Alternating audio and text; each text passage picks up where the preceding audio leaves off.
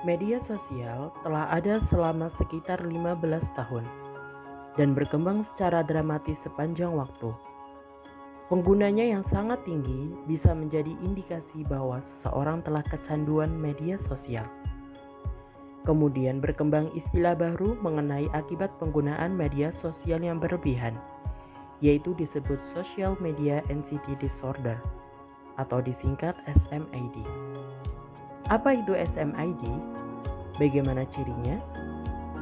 SMAD adalah sindrom yang berhubungan dengan kecemasan yang diperoleh saat penggunaan media sosial mempengaruhi kesejahteraan mental dan fisik seseorang.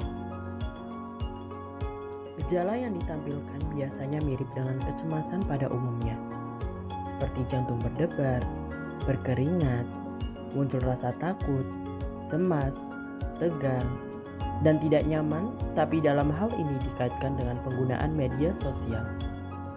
Ciri khas dari orang yang mengalami SMAD antara lain: pertama, ponsel genggam menjadi harta paling berharga yang sebisa mungkin selalu ada di dekatnya setiap saat dan merasa cemas ketika berjauhan dengan ponsel genggamnya.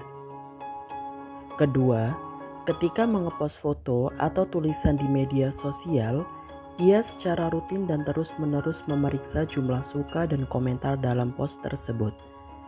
Kemudian merasa cemas atau malu saat post tersebut tidak menerima banyak suka dan komentar. Ketiga, cemas dan khawatir ketika jumlah pengikut berkurang dan senang ketika jumlah pengikut bertambah di media sosial. Dan yang terakhir, biasanya mulai membandingkan secara berlebihan kehidupannya dengan apa yang ditampilkan orang lain di media sosialnya. Hal yang dikhawatirkan akan muncul dari SMAD ini adalah individu mulai menganggap dunia online adalah dunia nyata baginya. Selain itu, individu juga mulai membandingkan diri dengan persona online orang lain yang menyebabkan turunnya kepercayaan diri, kecenderungan membenci diri sendiri maupun orang lain, dan rasa cemas berlebihan akan penilaian orang lain. Jika ia menemukan komentar negatif mengenai dirinya di media sosial, akan membuatnya semakin cemas. Karena bagi mereka, menampilkan persona yang diterima dan dipuji orang lain meskipun itu palsu adalah hal yang menenangkan.